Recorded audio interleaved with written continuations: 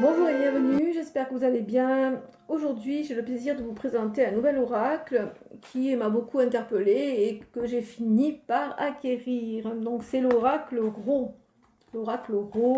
qui arrive dans une boîte en carton souple avec son petit livret explicatif. Vous avez aussi un QR code ici qui va vous diriger vers des tutoriels vidéo, hein, qui sont pas négligeables, hein, et qui sont très intéressants. Donc, alors je vais citer aussi la personne qui a créé cet oracle, hein, c'est Roselyne Joulet, elle a une chaîne YouTube aussi, si vous voulez aller voir, elle explique très bien comment utiliser son oracle.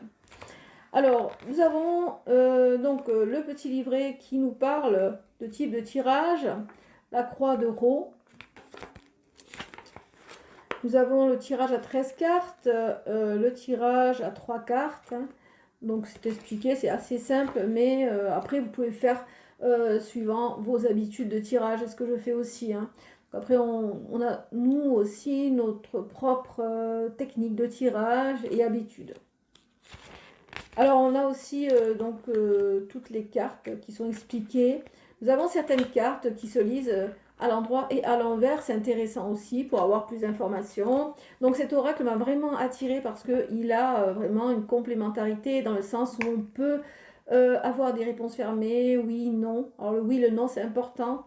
Les saisons également. Donc, très très bien. Alors, je vais vous présenter les cartes. Alors, elles sont mélangées, hein, parce que je l'ai déjà testé, bien sûr, il parle très bien.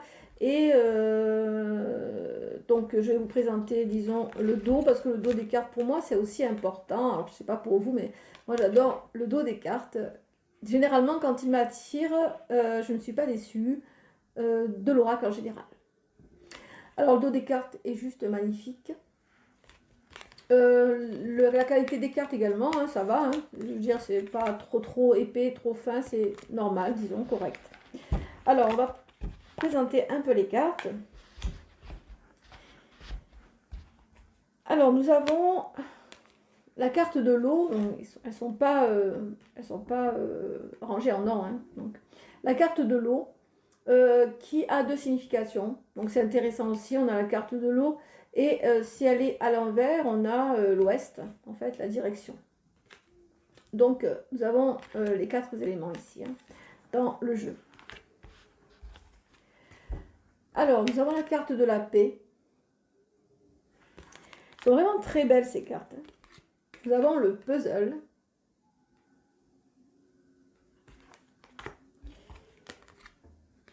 Le secret. Alors, on a un soleil, une lune, alors qui a aussi une signification dans le petit livret. Donc, on a des significations différentes. Quand il y a le soleil, la lune, quand il y a le plus, le moins. Donc là, on a la lune, vous savez, et le plus, le moins également. Donc l'été, nous avons les saisons. Les saisons sont les saisons, du coup. Hein. Il n'y a pas d'autre chose à comprendre que les saisons. Mais après, on peut vraiment se référer à notre intuition et après peut-être approfondir au niveau des saisons ce qu'elles nous résonnent. D'accord ? La mort. C'est vraiment un très beau jeu, une très belle illustration, notamment celle-ci, hein, cette carte-là qui me rappelle quelque chose d'assez fort dans ma vie. Donc celle-ci, elle est vraiment très puissante en émotion et en représentation. On a l'évolution, donc le serpent. Nous avons aussi le soleil, la lune, ça je vous l'ai dit. Hein. Donc, on a le cadeau également. Donc, suivant la position de la carte, vous allez recevoir un cadeau, vous allez faire un cadeau. L'entrave. La femme.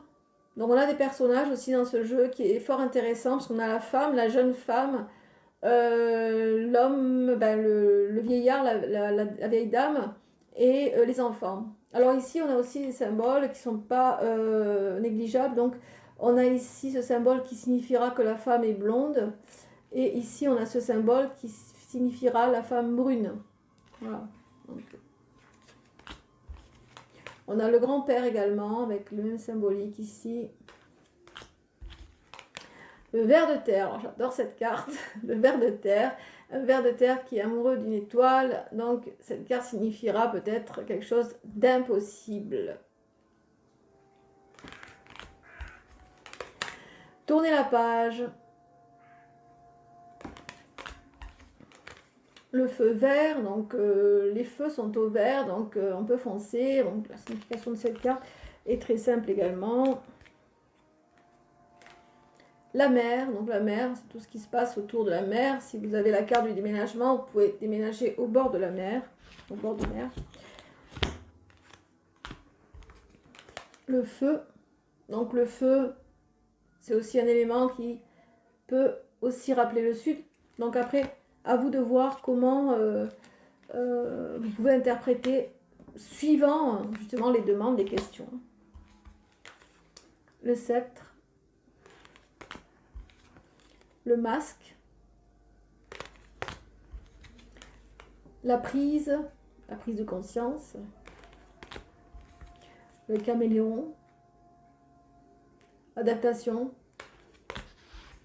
le mental, donc tout ce qui est psychologique, psychique,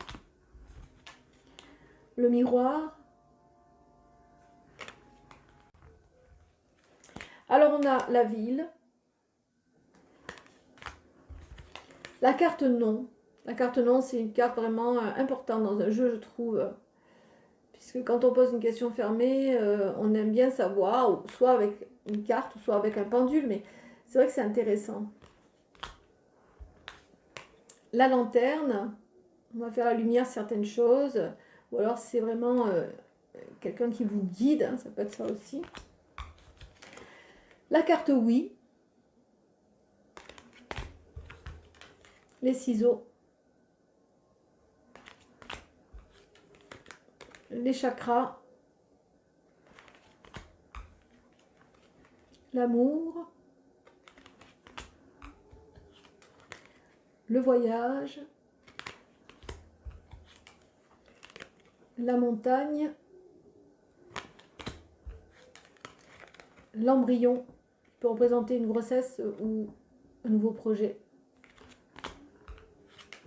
La chance. Alors plus, moins, plus de chance, on aura beaucoup de chance ou on aura un peu de chance. La grand-mère, la terre pour le nord bien sûr, l'automne, la lettre,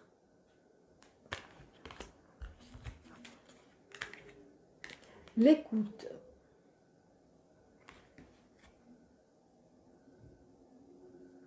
J'adore cette carte parce qu'elle a aussi ici une bouche. On écoute, mais aussi on peut aussi être écouté.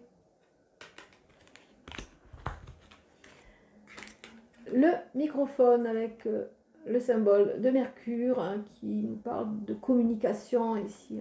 On va plus ou moins communiquer avec certaines personnes. La punaise. L'animal. Alors ici, ça peut être aussi votre entourage, votre clan, voilà. C'est des personnes qui sont autour de vous et qui sont proches de vous, disons. Hein.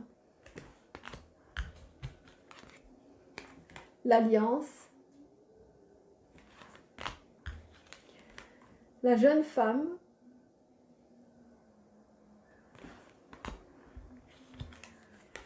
L'enfant. Alors pareil ici, hein, l'enfant blond ou l'enfant brun. La justice. Alors la justice, il y a un plus, on peut dire qu'on va peut-être gagner un procès.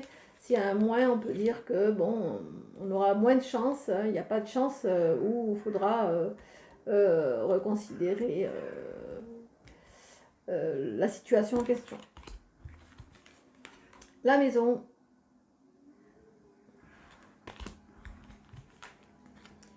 Le potier. Le déménagement. Le renard. Alors le renard, lui, il est représenté dans le normand comme soit quelqu'un de rusé, soit le travail. Ici, il est représenté comme peut-être une interrogation, des doutes, ici, où si on pose une question, ce n'est pas la bonne question. Ça peut représenter ça. Donc, ce n'est pas le moment de poser cette question, il n'y a pas de réponse, on ne peut pas répondre à la question. Ou alors, ça peut représenter des doutes par rapport à une situation. Les lauriers, plus ou moins, suivant l'abondance également.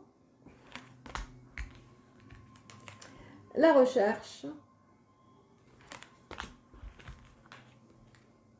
La rencontre. Alors, il y a des cartes qui n'ont pas de sens. Hein. Quand les deux sont noirs comme ça, c'est que, bon, elle se lit à l'endroit. Ce n'est pas toutes les cartes qui se lisent à l'envers et à l'endroit. Alors, la voiture. L'homme. Les mésanges. La dague. Le jeune homme. Le sexe, qui représente, disons, la sexualité. La corde. La graine. Le choix. Le scarabée. La déception. La célébration. L'hiver. La campagne. Le printemps. La girouette.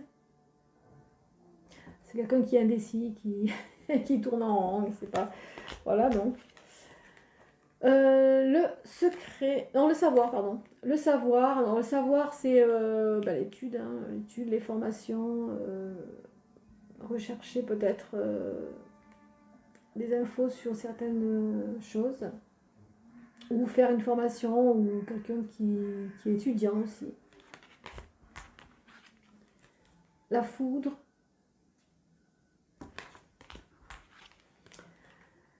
L'élément de l'air, donc avec l'Est, ici. Le travail. Les papiers. La poussière. Donc, faire un peu le ménage dans tout ce qui est demandé, hein, disons, tout ce qui a besoin d'être nettoyé ou viré, ou donc, disons, tous les domaines possibles. La longue vue. La noyade. Et la santé. Voilà pour la présentation de ce bel oracle, l'oracle rose. Je vais à présent tirer une carte pour avoir un petit message. Nous allons voir ce que le livret nous dit.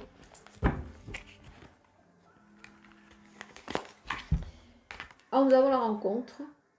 La rencontre, c'est tout simplement une rencontre qui arrive à vous. Elle ne va pas nous en dire plus, disons, par rapport à cette rencontre. Ça peut être une rencontre physique, une rencontre spirituelle également. Tout dépendra de la question.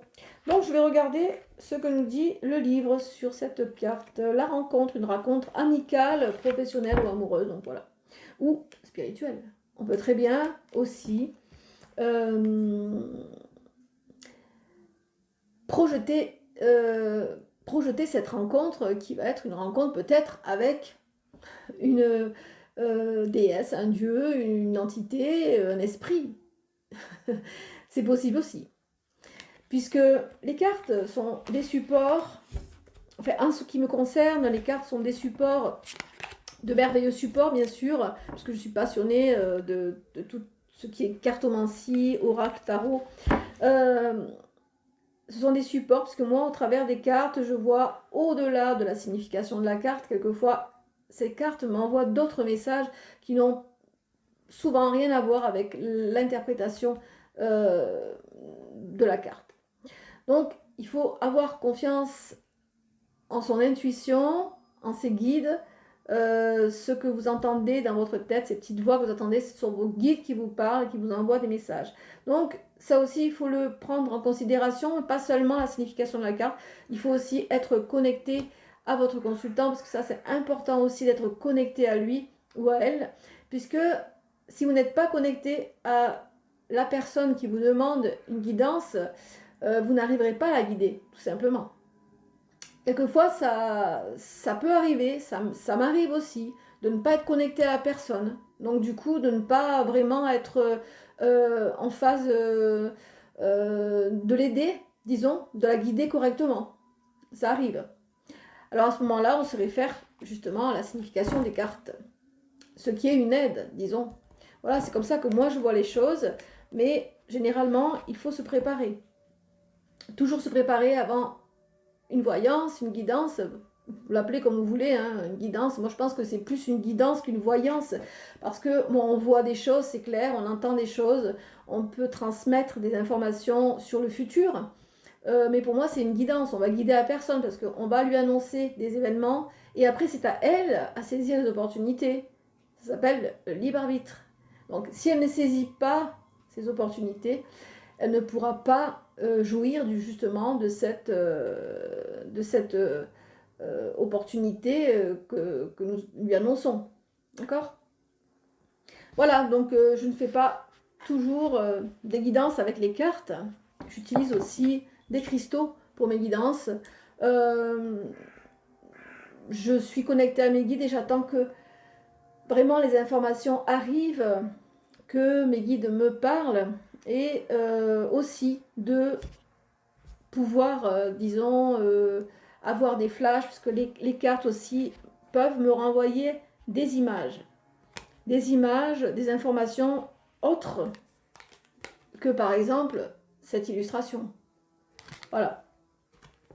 C'est quelque chose que je ne contrôle pas, qui vient à moi et que je peux transmettre à la personne. Voilà pour cette petite extension de vidéo où je voulais expliquer un petit peu comment je perçois la cartomancie, la voyance, la guidance.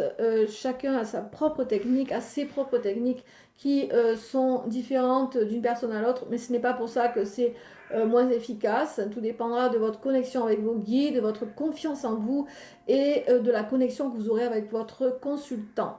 Voilà. Donc j'espère que cela vous aura fait plaisir de connaître ce merveilleux jeu que je vous conseille d'acquérir, qui vous apprendra beaucoup de choses et qui va vous permettre de développer votre intuition, comme tous les oracles et tous les tarots. Je vous souhaite à tous et à toutes une bonne fin de week-end. Quant à moi, je vous retrouve bientôt pour d'autres prophéties. Prenez soin de vous, portez-vous bien. Bye bye.